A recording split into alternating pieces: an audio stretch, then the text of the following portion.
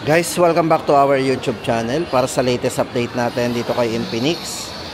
Guys, nandito tayo kay Infinix Kiosk SM City Lipa para mag-update sa inyo. Ayan guys, ito yung mga i-update natin pagdating sa mga entry level po ni Infinix. Ito yung kanilang mga budget phone. Yan. Ito pa yung kanilang Smart 9. Marami pong variants yan guys. Meron yung 6GB RAM 64, 8GB RAM 64, at yung available po nila dito na 8GB 128. So ito po yung variants ng Smart 9. Then meron pa po sila dito ng Smart 8. Yan, naka 8128. At syempre yung kanilang Smart 8 Pro. Yan, baka namimiss pa po natin ang Smart 8 Pro. Naka 8GB RAM 128 din yan. At ang mga variants po ng kanilang Hot 50i. Ito guys, may tatlong variants ito dito. Meron tayong 8128, 8256 at yung mas mataas na RAM 16GB RAM 256. So ano ba yung mga presyo niyan guys? Tapos hindi lang yan, meron din tayo dito ng 16GB RAM 128 na Hot 40i. So ayan guys, Hot 40i best seller yan dati. Yan. Tapos may mga lumabas na pong bago, yan pong Hot 50i. Tapos guys, ito pa po yung iba natin na i-update sa inyo, yung kanilang Hot 50 naka 16GB RAM 256. Hot 50 Pro, alamin po natin kung ano yung difference ng dalawa. Si Hot 50 Pro, naka 16GB RAM 256 din yan. Then Hot 50 Pro Plus, ito naman yung kanilang Edge. Ito po yung naka Edge, yan. Pinakamurang Edge na cellphone yan, si Hot 50 Pro Plus. Tapos Note 40S po nila, yan po yung gumagana sa wireless charging. At syempre guys, ito yung kanilang Infinix GT20 Pro 5G. Yan po yung official gaming phone ng MPL. At yung kanilang Note 40 Pro Plus 5G.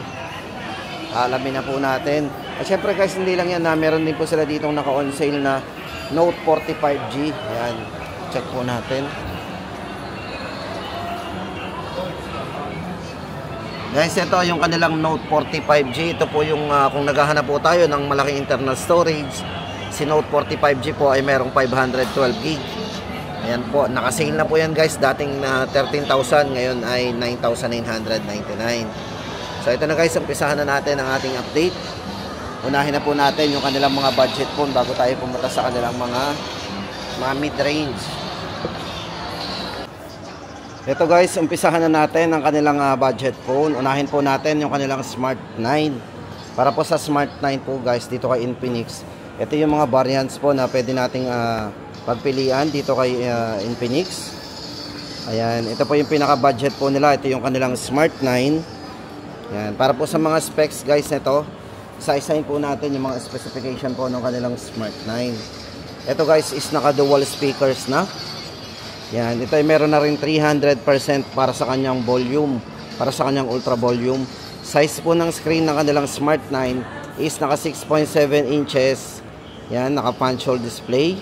Tapos ito guys is naka 120Hz na rin po yung refresh rate nito. Para po dito sa kanilang 6GB RAM 64. Para po sa price nito guys is 3,699. Tapos ang kanyang 8GB RAM 128. Ito po yung kanyang 8GB RAM guys. Yan, naka 8GB RAM 128. Meron na rin siyang 48 month of fluency protection yan. O yung smoothness niya, hindi magbabago yan. Kahit 4 na taon na. Ito guys, naka 120 refresh rate din. Ito ay naka 8GB RAM 128. Yan, para po sa ating latest update sa presyo po nito. Ito ay 4,399. Yan po yung ating latest update sa budget po nila. Tapos guys, hindi lang yan, meron po silang nilabas dito na Smart 9 HD. So ito naman yung HD. Yan, merong HD na nakalagay. So ito guys is naka 90Hz po yung refresh rate ng screen to. Bali ito ay naka 8GB RAM 64 din. Meron din siyang dual speakers at naka 300% volume up din. Para po sa presyo guys ng kanilang Smart 9 HD, yan. Ito yung naka high definition. Ito ay 3,899. So yung design naman po nila is same lang naman po doon sa kanilang mga Smart 9 na naka 120 ang refresh rate yan. Bali ito po ay naka 90 yung refresh rate ng screen. Ayan guys, ulitin po natin ang presyo ng kanilang Smart 9 series. Para po sa 8GB RAM 64, ito po yung Smart 9 HD, 3,899. 6GB RAM 64, 3,699. At ang kanilang Smart 9 na 8GB RAM 128 ay 4,399. Wala lang po tayo guys display ng kanilang 6GB 128. Para po sa presyo ng kanilang 6GB RAM 128, yun po ay 4,199. So, apat po bale yung pag-anuhan natin, pagpipilian sa kanilang Smart 9 series. Tapos guys, hindi lang yan, baka naghahanap pa po kayo kay Infinix ng kanilang Smart 8. Ito po yung kanilang Smart 8. Ito po ay naka 8GB RAM 128. Ito po, pagdating sa refresh rate ng screen, ang Smart 8 po ay naka 90Hz po. Yung kanyang punch hole na naka, yan, with magic ring. Para po sa mga ibang specification guys nito, yan, ito ay naka 5,000 mAh battery na din, naka Type C. At pagdating sa volume po nitong si Smart 8, ito po ay merong 200% volume. Pagdating sa kanyang main camera, 13 megapixel din ang camera nito. Yan, para po sa price ng ating Smart 8, ito po ay 4,199. Then guys, ito naman ang kanilang Smart 8 Pro. Yan. Ito naman yung kanilang, ito may mataas pong ang RAM nito guys. Meron siyang 8GB RAM, 8+8 extended RAM. So 128 internal storage. Yan, meron na rin siyang display na magic ring display. Ito guys, pagdating sa main camera, unang-una sa kanilang Smart 8 Pro, ito ay merong 50 megapixel po para sa kanyang main camera. Yan, naka 90Hz din po yung screen refresh rate nito.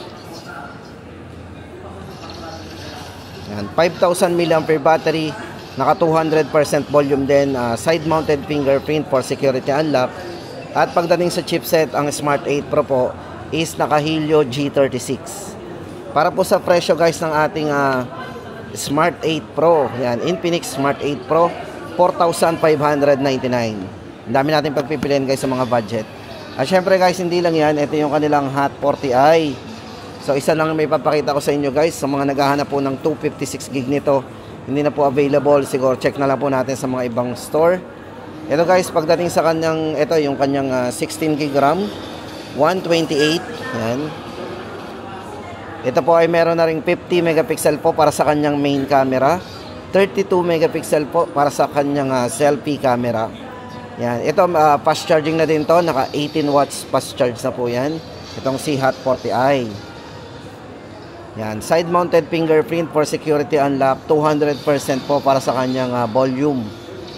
Yan, para po sa ating latest update sa presyo ng kanilang Hot 40i na naka 16GB 128, ay ito po ay 5,499 o 5,499. Tapos guys, hindi lang yan, ito naman yung sumunod sa Hot 40i. Ito na po yung kanilang Hot 50i.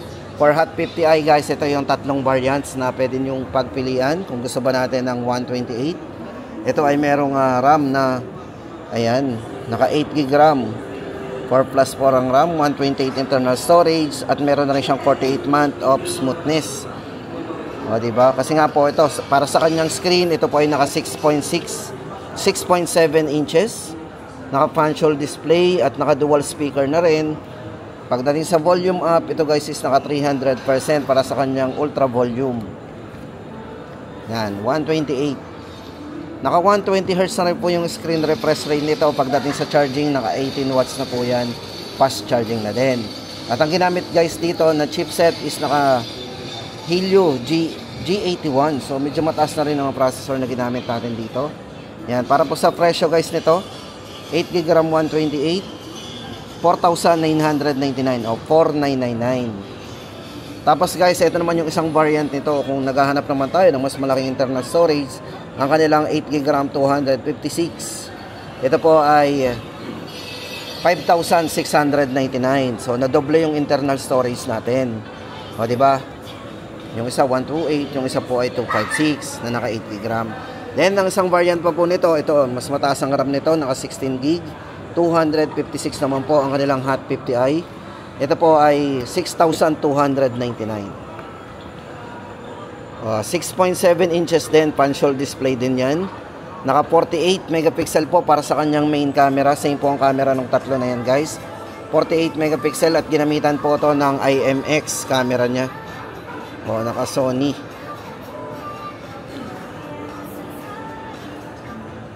At meron po itong powerful flashlight. So mas maliwanag po ang flashlight nito. Up to 5 meters po ang kayang sakupin ng liwanag ng flashlight nito. Kung importante po sa inyo yung flashlight, yan, maganda yung flashlight ni Hot 50i kasi napakalawak nung sakop ng flashlight niya. 5 meters. Tapos guys, ito, punta naman tayo sa mga iba pang model ni Infinix. Ito po yung kanilang Hot 50. Yan, for Hot 50 guys, huwag tayong malilito guys kasi dito kay Infinix, meron sila ditong Hot 50 series. Meron sila ditong Hot 50. Meron po silang Hot 50 Pro. So ano ba yung difference? And Hot 50 Pro Plus. Lahat po yung tatlong yan guys is 4G edition. Lahat 4G yan. Ito guys, unahin na natin ang kanilang Hot 50. For Hot 50 guys, ito meron siyang 5 years of fluency, of smoothness. Yan, naka 16GB RAM 256. Pagdating sa processor, ito ginamitan ng MediaTek Helio G100 processor. At pagdating sa kanyang screen refresh rate, naka 120. All new brightness, naka 800 nits po yan para sa kanyang bright display. Yan, pagdating po sa ibang specification guys nito, yan, naka 18 watts fast charging po yan. At ang nipis po guys nito is naka 7.7mm para sa kanyang slim premium design. O yan na guys, price po natin sa Hot 50, ito po ay 7,199 o 7,199, 7,200. Tapos ito naman guys, ano ba yung difference ng kanilang Hot 50 Pro? Ayan guys, baka po malito kayo sa mga pangalan yan. Ito po si Hot 50 Pro, ito naka 16GB RAM 256 din yan, internal storage. Naka Helio G100 para sa kanyang processor din. Ito medyo manipis guys, oh. Yung isa 7.7, ito ay 7.4mm ang nipis niyan para sa kanyang premium slim design. Tapos pagdating sa charging guys, ito naka 33 watts na fast charge na yan. So advanced fast charging. Yan, 120Hz po at saka naka AMOLED po ang display nito. Yan, yun po yung isa pang difference yan, naka AMOLED display. O, diba? So mas vivid po ang display nito. Yan, para po sa presyo guys nito, 7,699 o 7,699. Tapos guys, ito naman ang kanilang Hot 50 Pro Plus. So para sa latest update natin sa kanilang Hot 50 Pro Plus. Ayan, ano ba yung difference naman ng Hot 50 Pro Plus? Ayan, check natin guys. Ito si Hot 50 Pro Plus po, ayan. Ito, bali ito, naka-curve po ang screen yan. Ito yung tinawag na slimmest phone. All new slim edge design. Bali ang size po ng screen nito is naka 6.8mm. Napakanipis. Naka 3D curve 120Hz AMOLED display. So ito po yun guys. Oh. Pakita ko na lang sa inyo yung design nito kasi ito ay dummy phone. So ito yung design yan. Manipis, super nipis. Tapos pagdating sa chipset yan, ito yung naka G100 din. Naka Helio G100. At naka 33 watts fast charging din with 5,000 mAh battery. O, diba? Tapos ang pagdating sa security, guys, kung maglalagay kayo ng security dito kay Infinix Hot 50 Pro Plus on screen. Dito na po sa screen guys ang kanyang security unlock. Dahil manipis po talaga to, naka-edge yan, super nipis. Sound by JBL. Guys, may tatak po yan, no? Naka JBL po yan dito, sound by JBL. Wala na po siyang lagayan ng 3.5 jack. So gagamit po tayo dito ng Type-C or Bluetooth wireless. Ayan, para po sa presyo guys ng kanilang slimmest phone Hot 50 Pro Plus, ito po ay 8,699. Bestseller din. Yan. Tapos guys, ito naman ang kanilang update sa kanilang ito. Kung gusto naman natin, sa mga nagtatanong nga pala guys ng Hot 40 Pro na dating 10,000, ngayon po ito yung mas mura guys.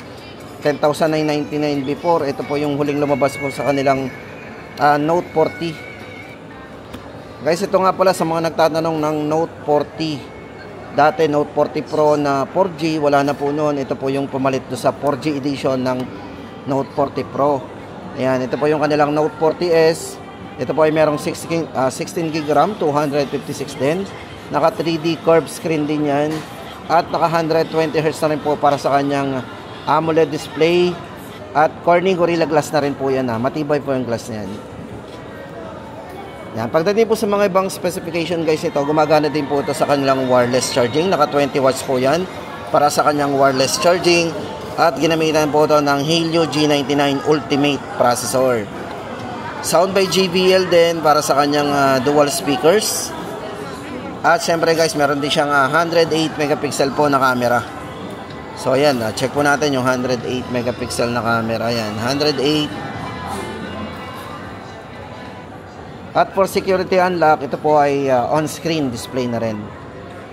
O, para sa presyo guys, ang kanilang 16 GB RAM, 256, Note 40S, 9,999. Tapos guys, punta na tayo sa kanilang yung mga mid-range pa at saka yung mga gaming phone. Check po natin. Tapos guys, ito naman ang update natin sa kanilang GT20 Pro. Yan, para sa latest update natin sa kanilang GT20 Pro ngayong February 2025. Ito guys, kung naghahanap po tayo ng gaming phone upang tapat sa mga gaming phones na medyo hindi natin abot kaya yung presyo guys, ito yung kanilang ito pa rin yung kay Infinix, yung kanilang official gaming phone. Ito pa yung GT20 Pro 5G. Ito guys, pagdating sa chipset, ito bigyan ko kayo ng quick review. Ito ay merong naka Dimensity A200 5G na naka 4 nanometer para sa kanyang ultimate processor. O di ba? Tapos meron din siyang dedicated gaming display chips. Yan, para sa kanyang stable frame rate engine. So sa mga gamer, napaka-smooth po nitong gamitin. Pagdating po sa screen refresh rate nitong si GT20 Pro, ito po ay naka 144. Naka 144 Hz po yan para sa kanyang screen refresh rate. Ayan. Kasi kaya po nito ang 120 FPS pagdating sa MLVB. So stable frame rate po yan, supported. Sa mga gamer dyan na gusto yung smooth. O yan, sa ML. Tapos hindi lang yan, kahit anong games naman ay smooth din dito gamitin yan. Kasi nga po, ito ay talagang dedicated sa gaming display. Yan, para po dito kay GT20 Pro, yan, para po sa kanyang internal storage, ito po ay merong 256 GB internal storage, 12 plus 12 po ang kanyang RAM. So meron siyang extended RAM. Yan, para sa mga colors po nito guys, ito ay merong ito yung orange, pero yung dominant color ng kanyang body is black. Then ang isa pong kulay niyan ay blue. Blue ang guhit, pero gray naman yung body niya. Then, ang isa po niyang kulay ay silver. So, tatlong colors yan. So, ito naman yung silver. Hawak po ng ating model. Si hawak ni Kyrie. O, shout out po sa dalawa, Kyrie and Rene J. Ayan, guys. Para po sa presyo ng ating GT20 Pro 5G, ito po ay 15,999. O, hindi lang nga pala guys. So, sa mga nagtatanong, baka akala nyo po pang game lang tong si GT20 Pro. Kung mahilig din kayo sa camera, ito nga po, ihabol ko sa inyo. Naka 108 megapixel po ang camera niyan. Napakaganda rin po ng camera niya. Tingnan nyo yung bezel, sobrang nipis. Halos wala ng bezel yan. Tapos, ito ay meron na ring smooth video. Naka 4K resolution po yan, front at back. So, meron siyang 4K resolution, naka 60 frame. So, para sa smooth video, kahit isang kamay lang gamitin nyo pang video, ay smooth na smooth. Kahit sa front po niyan, pwede. Kasi ang front video po nito ay naka 1080 60 frame din. Para sa kanyang stable frame rate din. Yan video stabilize. So, optical image stabilization. Then, meron na rin siyang dual view video para sa mga mahilig mag-vlog dyan. Iwas edit na tayo. Kasi, naka-ready na yan. Madali nang mag-edit. Kasi may sabay na yan. O, diba? Hindi na kailangan magpatong ng mga video. Yan. Para po sa presyo, 15,999. And ito po yung kanilang GT20 Pro Infinix. Tapos guys, ito naman yung kanilang Note 40 Pro series. Yan, para sa mga nagtatanong po ng ating Note 40 Pro series. Ito pong hawak natin ay Note 40 Pro 5G. Para po sa presyo guys ng kanilang Note 40 Pro 5G, ito po ay 13,999. At ito po ay naka 12 GB RAM, 256 na rin ang kanyang internal storage. Tapos guys, yan, nakikita nyo po yan. So ito po ay gumagana sa wireless charging. So meron siyang wireless charging capability. Pwede siya mag-share ng battery sa mga wireless charging capable na cellphone. Pwede kayo manghingi dito ng battery. Make sure lang na may mataas yung battery pa nito. Ayan, para makapag-share siya ng battery. Ito po para sa presyo ng kanilang Note 40 Pro. Ito po ay 13,999. Pagdating sa processor guys, ito ay naka Dimensity 5G 7020 na rin. Naka 3D curved screen. At ang maganda dito, napakabilis nitong mag-charge. Kasi ito po ay naka 100 watts na po yung kanyang cable. At pagdating sa wireless, yung wireless po nito is naka 20 watts. Sound by JBL din, yan, nakatatak po yan, JBL sound. At naka-Corning Gorilla Glass na po yan. So matibay po yan sa mga scratch resistant natin. Yan, para po sa latest price natin, 13,999 ang kanilang Note 40 Pro series. Yan. Note 40 Pro 5G Pro Plus. Tapos guys, ito naman yung kanilang Zero. Sa Zero series pa rin. Ito guys, sabol ko sa inyo. Wala na po talagang dumarating ng kanilang 030 series. Pero until now is naka-display pa rin. Hindi pa rin po nag-ano. So, hintay-hintay natin. Abang-abangan po natin. Baka may darating po si Infinix. Ayun nga po, may dumating nga daw po sa kanila before dito ng 040. Na marami naghahanap na po ng 040. Nagkaroon po sila. Kaso, 7 pieces lang daw po yun. Until now, hindi na nagkaroon uli.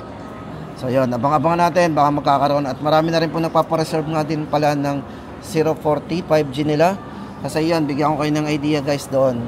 Pero bago doon tayo guys pumunta sa specification po ng 040, ito muna yung 030. Ito po yung dati nilang 030. Ito po ay naka 144 screen refresh rate na rin.